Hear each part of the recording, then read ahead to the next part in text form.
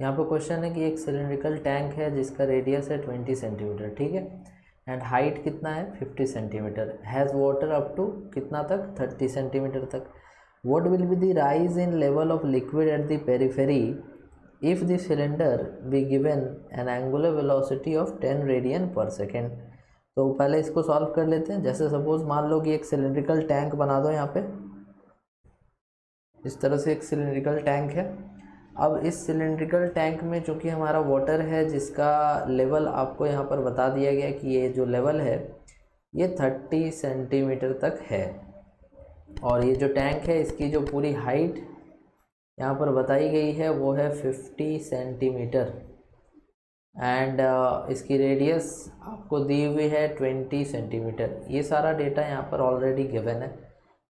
अब इसको हम लोग क्या करते हैं, तो घुमाते हैं. तो इसको जब हम लोग घुमाएंगे कितना रेडियन पर सेकेंड से, तो इसको रोटेट कराया जा रहा है 10 रेडियन पर सेकेंड से इस एक्सिस के अबाउट.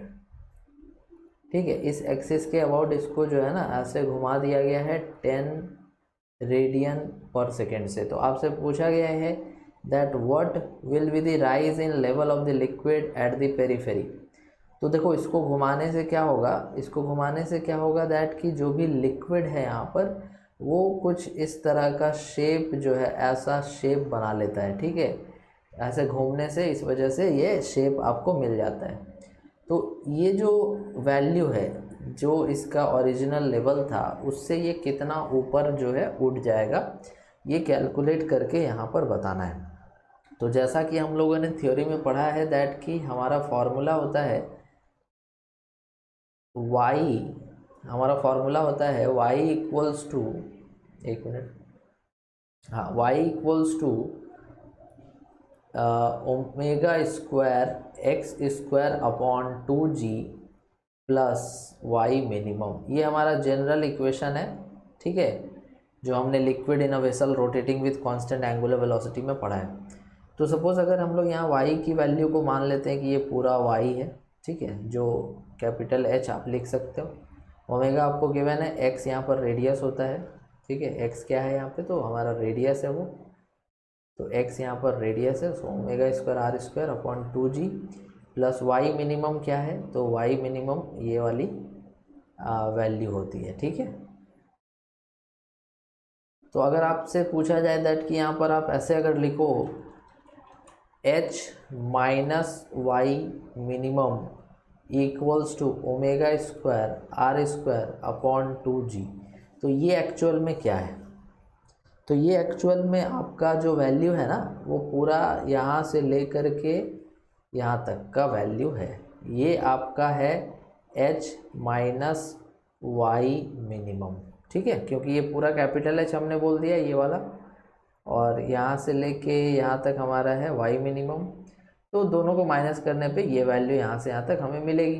तो इस वैल्यू को निकाल करके अगर हम लोग हाफ कर दें तो ये हाफ जो है आपको ये वैल्यू दे देगा. तो इसी तरह से इसको फर्स्ट पार्ट को सॉल्व करेंगे. सो ओमेगा स्क्वायर हो जाएगा 10 स्क्वायर मीन्स 100, आर स्क्वायर हो जाएगा 20 का स्क्वायर. ओके, 20 इंटू 20, और यहाँ पर आपको मिलेगा बाई 100, मीटर में बदल दे रहे से, और divided by 2g, 2 into 10. Okay, so 20 एक यहाँ से कैंसिल हो जाएगा और 100 एक कैंसिल हो जाएगा, तो ये आएगा 0.2 मीटर, दैट मीन्स कि 20 सेंटीमीटर. तो 20 सेंटीमीटर यहाँ पर आपका ये पूरा यहाँ से लेकर के यहाँ तक का हाइट है. इसका हाफ हमारा आंसर हो जाएगा, जो कि हमें ये चाहिए था. ये लेवल जो है 30 सेंटीमीटर से और 10 सेंटीमीटर ऊपर उठ जाएगा, और ये 30 सेंटीमीटर वाला पार्ट बीच में 10 सेंटीमीटर नीचे चला जाएगा, मतलब टोटल 20 सेंटीमीटर है. तो फर्स्ट पार्ट का आंसर हो जाएगा हमारा 10 सेंटीमीटर. अब सेकेंड पार्ट में मूव करते हैं. सेकेंड पार्ट में हमें कह रहा है also determine the frequency of rotation. आपको फ्रीक्वेंसी ऑफ रोटेशन बताना है when water just starts spilling over the sides of the vessel. तो जब पानी हमारा पूरा साइड्स में एकदम बाहर जस्ट निकलने वाला है, ठीक है, तो हमारा जो फ्रीक्वेंसी होगा ओमेगा होगा, पहले वो निकाल लो फिर फ्रीक्वेंसी आएगा ना. तो इसी फार्मूला को हम लोग यहाँ यूज़ कर लेंगे. ठीक है, इसी फार्मूला को हम लोग यहाँ पर यूज़ करेंगे. और कौन सा फार्मूला लगाएंगे हम लोग, तो हम लोग यहाँ पर लगाएंगे मैक्सिमम वाला फॉर्मूला, ठीक है, वाई मैक्सिमम। तो ध्यान से देखना कि यहाँ पर कहने का मतलब क्या, also determine the frequency of rotation when the liquid just starts spilling over the sides of the vessel. मतलब लिक्विड जो है वो हमारा पूरी तरह से, ठीक है, पूरी तरह से साइड्स से जो है ना एकदम जस्ट बाहर निकलने वाला है। तो उसके लिए सेम इसी फॉर्मूला को ही यूज़ करेंगे, बट यहाँ पर जहाँ हमने लिखा था फॉर्मूला, हमने लिखा था y इक्वल्स टू, एक मिनट, y इक्वल्स टू, हमने लिखा था y equals to omega square x square upon 2g plus y minimum लिखा था ना।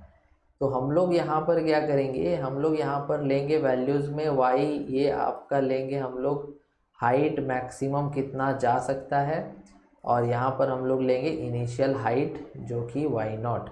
तो हाइट मैक्सिमम तो भाई 50 सेंटीमीटर से ऊपर जाएगा तो पानी बाहर आ जाएगा, तो यही तो पूछ रहे हैं।